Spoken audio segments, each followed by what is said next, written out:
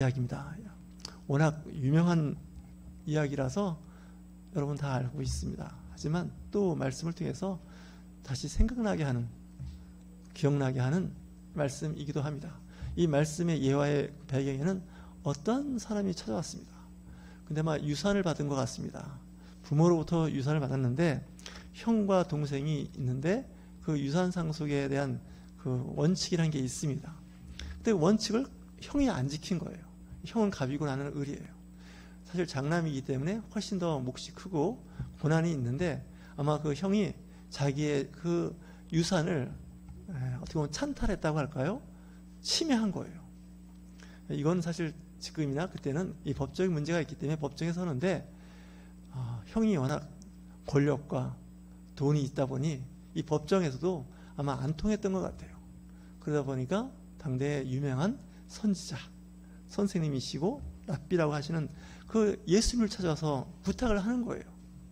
선생님, 지혜롭고 또 명철하시고 또 영적인 분이시니 형과 나의 그 유산 분배를 좀 바로 잡아주세요 라고 부탁을 하는 거예요.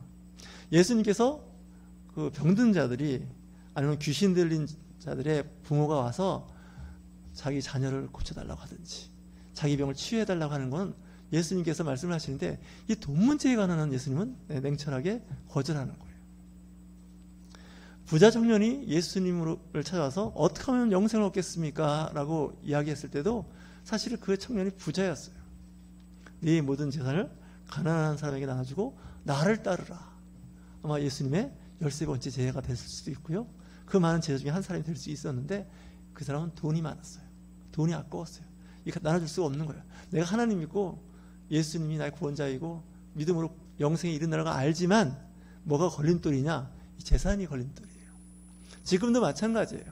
2000년이 지난 지금도 신앙생활을 바르게 하고 싶고 교회 나가고 싶은데 교회 가면 이것저것 돈 낼 거 생각해서 돈이 아까워서 교회를 못 나가는 분들이 있습니다.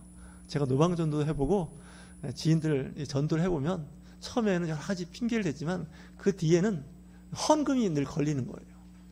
안내도 다니는 거 어렵지 않은데 하여튼 그게 참 부담스럽다는 거예요. 지금 우리 청년도 마찬가지입니다. 예수님을 찾아와서 부탁을 하는데 예수님은 내가 너희들 형제 재판관이냐?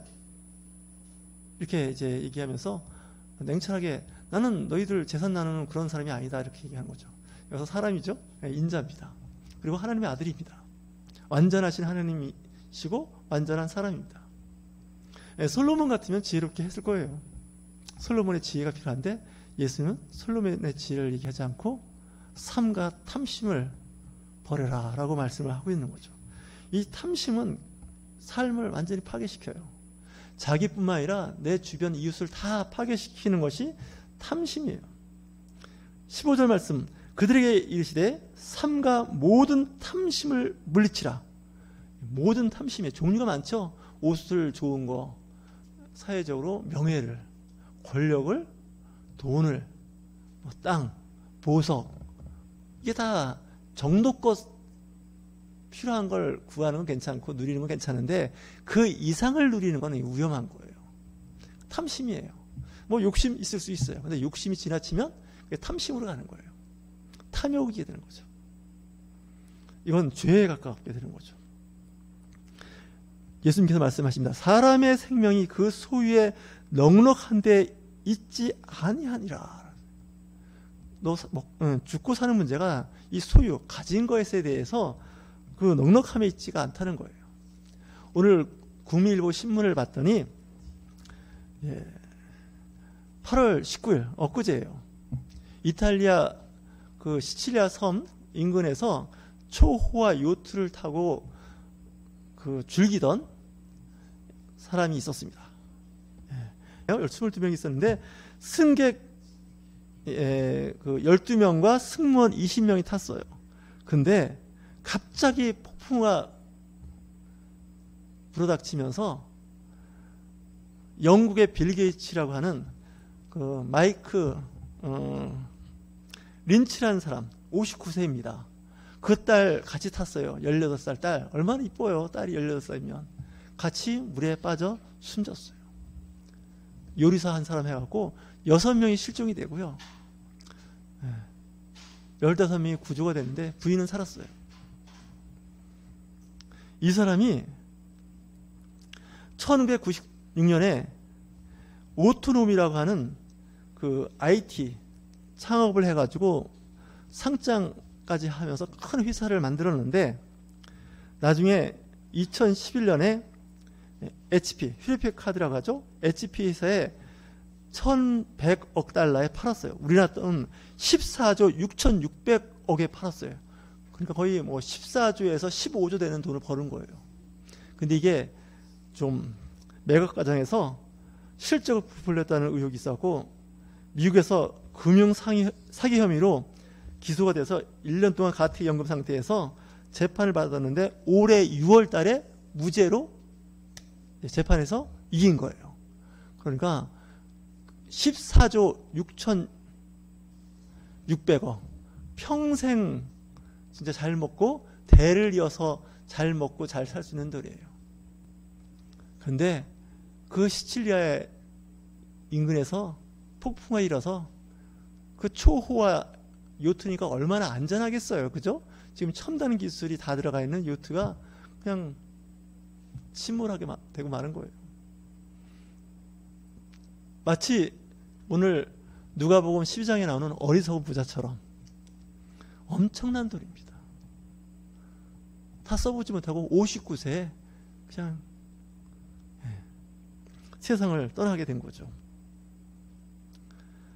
사고 당시 해역에서 폭풍우가 몰아쳐서 돛대가 부러지면서 요트가 순식간에 가라앉았다는 거예요. 이 자연재해는요, 사람의 신분을 가리지 않아요. 이 시칠리아와 크레타 섬에서 폭풍을 만났던 사람이 성경에 나오는데 사도행전 27장과 28장에 나오는 사도 바울이 로마로 제수의 신부로 갈 때 겪었던 유라굴라라고 하는 태풍이 있어요. 이 태풍에 의해서 엄청난 고난을 이제 겪게 되죠. 근데 사도 바울은 꿈속에 그 천사의 음성을 듣는 거죠. 죽는 사람 없다. 이 생명에 하나님께서 다 보호하신다는 거죠. 그래서 폭풍을 만나도 사는 사람들이 있어요. 비록 배는 파산했지만 살아요. 근데 어떤 사람은 죽는 사람도 있어요. 오늘 누가복음 10장에 보면 한 부자가 그 밭에 수출이 풍성함에 마음으로 어떤 생각을 했느냐면 내가 곡식을 쌓아둘 곳이 없으니 어찌할까? 너무나 많은 재산을 모아서 이 재산을 다 어디다 보관했으면 좋을까? 이 고민을 하기 시작한 거예요. 그래서 곳간, 창고를 헐어버려요. 더 크게 짓고 더 높이 짓는 거겠죠. 그리고 나서 이제 막 생각을 하는 거예요. 야, 이제는 여러 해 동안 내가 일 안 해도 먹고 마시고 노는 데는 지장이 없다는 거예요. 이 누가복음 12장에 나오는 이 한 부자는요, 조금 아까 얘기한 그 마이크 린치라는 사람에 비하면요, 부자 아니에요. 그렇지 않습니까? 몇 년 정도 먹고 살 걸 모은 사람에 지나지 않아요. 어찌하였건 간에 그랬더니 내가 내 영혼에게 이르되 영혼아, 내 영혼아, 내 육체를 갖고 있는 이 영혼은 이제는 이제 고생 끝 행복 시작, 이렇게 하는 거죠. 지금도 많은 사람들이 그렇게 누리는 사람이 있습니다. 근데 하나님께서 말씀을 하시죠. 뭐라고 말씀하시나요? 어리석은 자요. 그래서 어리석은 부자 이야기예요. 이 어리석다는 것은 영적으로 무지한 사람이죠. 자기의 앞날을 전혀 모르는 사람은 어리석은 자라고 해요. 뭐 부자, 많이 배운 사람, 가진 사람이 어리석은 거가 아니라 자기의 운명에 대해서 한치 앞도 내다볼 수 없는 어리석은 자예요. 그리스도인들 중에는 그런 사람이 없어야겠죠? 우리 그리스도인들은 오늘 내가 세상을 떠난다 할지라도, 내일 세상을 떠난다 할지라도 yes, okay. 하나님 내 영혼을 받아주시옵소서. 이렇게 이야기할 수 있는 사람이 돼 있어야 돼요. 그리스도인들은 늘 죽음이 내 옆에 있으니 언제든지 그 죽음 앞에 내가 순종할 수 있고 아쉬움 없이 떠날 수 있는 준비가 돼 있는 사람은 인생을 잘 사는 사람이고 준비가 잘 된 사람이에요. 근데 사실 쉽지는 않아요. 하나님 잠깐만 기다려주세요. 제가 할 일이 있거든요. 또 하고 있는 일들이 있거든요. 그러니까 좀 참아주세요. 근데 하나님은 뭐라고 말씀하세요? 다 필요 없다. 오늘 밤 내게로 오라. 그럼 가는 거죠. 어떻게 가느냐? 심장마비로 가고요. 뇌졸중으로 세상을 떠나기도 하고요. 사고로 떠나는 거예요. 하나님께서 부르신다니까요. 그러면 우리가 하려고 했던 일, 하고 있는 일, 이 일이 다 뭘까요? 네, 다른 사람이 하든지 아니면 그냥 못하게 되는 거죠. 어리석은 자여 오늘 밤에 내 영혼을 도로 찾으리니 그러면 내 준비한 것이 누구의 것이 되겠느냐. 네가 그렇게 공부 열심히 해서 많은 실력과 능력을 쌓았니? 네가 열심히 해서 그 직장에서 높은 자리까지 올라갔니? 아니면 정치적으로, 경제적으로 입지적인 인물이 돼서 정치적인 큰 영향을 갖게 됐고 경제적으로 큰 영향을 갖게 되었니? 근데 오늘 밤에 내 영혼을 내가 찾을 것이다. 그 얘기는 뭐예요? 그날 밤 죽는다는 얘기예요. 육체적으로 세상을 끝낸다는 거죠. 그러니까 내가 열심히 벌어놓고 열심히 일한 그 어떤 것이 내가 쓸 수 없는 그건 누군가 쓰게 된다는 거죠. 우리 속담에 그런 말 있지 않습니까? 돈 버는 사람 따로 있고 돈 쓰는 사람 따로 있다고. 예수님께서 말씀하시죠. 자기를 위하여 재물을 쌓아두고 자기를 위해서 재물을 쌓았어요. 근데 하나님께 대하여 쌓아놓은 게 없어요. 부자가 아니에요. 하나님 앞에서는 부자가 아니에요. 이 땅에 있는 것만 끊임없이 뭔가 챙기고 채우고 막 그랬어요. 이 땅에는 부동산도 많고 현금도 많아요. 보석도 많고요. 귀금속도 많아요. 근데 하나님의 나라에는 갖다 놓은 게 하나도 없어요. 그냥 비어있는 창고예요. 근데 그 비어있는 창고에서 영원히 산다고 생각을 해보세요. 예수님께서 말씀하시죠. 자기를 위하여 재물을 쌓고. 이 부자가 나쁘다는 건 아니에요. 부자가 되셔요. 여러분 부자가 되셔서 그리스도인이 부자가 돼서 하나님 나라에 부유하게 사는 사람이 돼야 돼요. 하나님 나라를 위해서 어떻게 하는 것이 중요할까? 잘 한번 말씀을 묵상해 보세요. 하나님의 나라는 좀과 동록이 없다 그래요. 도둑이 없어요. 도적이 없어요. 거기에는. 하나님 나라는 안전한 곳이에요. 근데 이 땅에 쌓아놓으면 어떻게 될까요? 누군가 다 가져가요. 갑자기 불황이 와서 화폐 가치가 떨어질 수도 있어요. 다시 얘기해서 인플레이가 되면 아시죠? 자산의 가치가 점점점 적어져요. 또 물가가 막 오르기 시작하면 또 자산 가치는 떨어져요. 이게 다 좀과 동록이에요. 그리고 또 투자했는데 잘 되는 줄 알았더니 어느 날 투자한 그 가치가 반토막 나기도 하고죠. 네. 근데 하나님의 나라는 그렇지가 않다는 거예요. 여러분 재산을 보관하기에 안전한 곳이 어딜까요? 지금은 은행이겠죠. 네, 은행은 그 자산을 지켜줍니다.